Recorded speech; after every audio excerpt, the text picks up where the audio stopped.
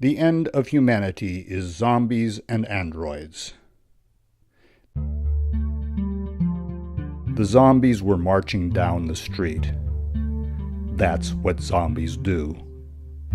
Only it's not really marching. It's more like shuffling or limping. I hate zombies, but you can't escape them. You just have to put up with them. They are a part of our world, and they are here to stay. They eat artificial brains as if they think that their doing so will win them back their real brains. I opened the door to the World Dominion Institute. The zombies vanished. The trees and the sun in the city streets vanished as well. On a wall in the hallway was a TV. An android preacher in a Mexican wrestling mask was giving a speech. The zombies say that they want their brains back, and the evildoers are promising them that they can get them back. But the evildoers are lying. They're making promises that they can't keep. You can't get your virginity back. You can't get your youth back. And most of all, you can't get your brain back. Reality is not like a computer. Reality does not have an undo button. You have to move on. You have to continuously adapt to the world. Once your brain is gone, it's gone forever. Once you become a zombie, you remain a zombie. Once you become an android, you remain an android for the rest of your life.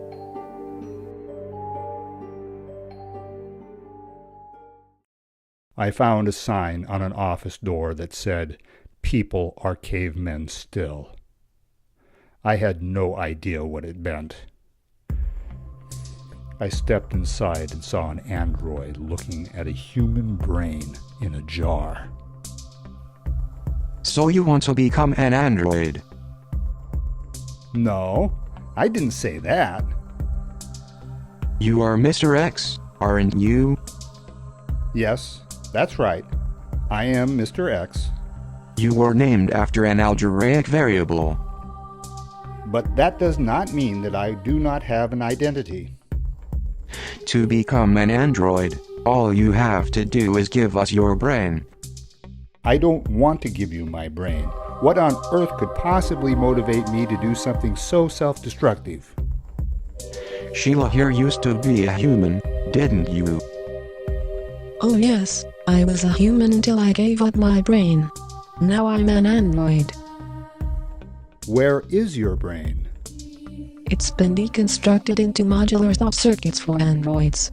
Now my neurons serve thousands of androids, and if those androids prove to be good wage earners, my neurons may effectively become immortal. Come on, you can think of a better reason than that. Oh sure, there are lots of reasons to give up your brain and become an android.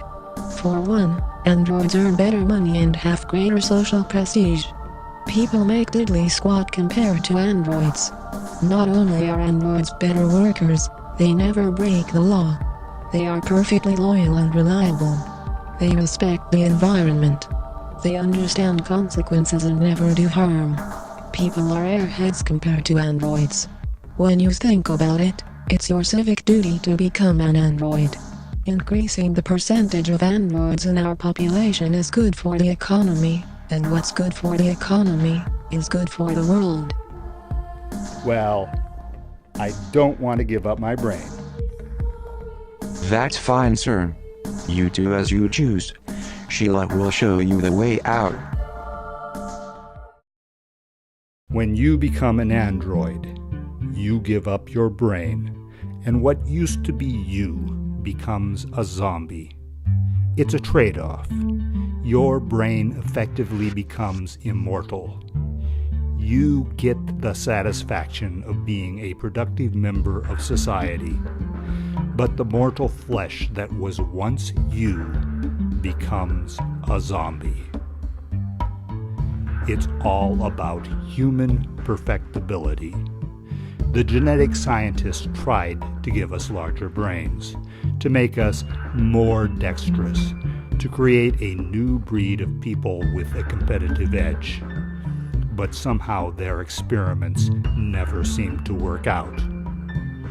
Genetic science always came up short. No matter what the scientists did, the results never came out quite right. And yet society continued to demand ever greater perfection. Women demanded greater control over men. Men unsuccessfully tried to take back their control over women. Fans pushed for superior sports heroes. Businesses pushed for business heroes. Governments wanted better policemen and soldiers. Employers wanted superior workers. Everybody wanted sexier supermodels. And moviegoers wanted more exciting action scenes. A few clueless eggheads wanted people to be smarter. And there was even a group of grandparents in suburban Chicago who thought it would be nice if people were more polite. Then technology made it happen. It brought about a marriage between biology and electronics. The solution to human perfection became a race of androids and cyborgs, whose electronic brains incorporated human brain tissue. The unfortunate byproduct was the zombies, the last remnant of humanity's consumer society. Human societies used to build jails in the days before the androids. If humans were still in charge, they would lock up the zombies in mental institutions. They would send out soldiers to shoot the zombies, only to find that zombies do not die so easily. You have to shoot zombies again and again. And they still don't die. They just get more rotten. They just get more corpse-like. They lie on the ground for a while. Some even stop breathing. Then they get up again. Fortunately, the humans are not in charge. The androids are in charge. And androids do not disobey laws. They do not carry guns or perform acts of violence. They know that they were built to serve zombies. When Christ died, it was for zombies. When the elephants became extinct, it was for zombies. When the last atomic bomb was dropped, it was for zombies. The end of capitalism was not, as Marx predicted it, the birth of communism. The end of capitalism has been shown to be the same as the end of communism, the same as the end of humanity. It is zombies. It is androids.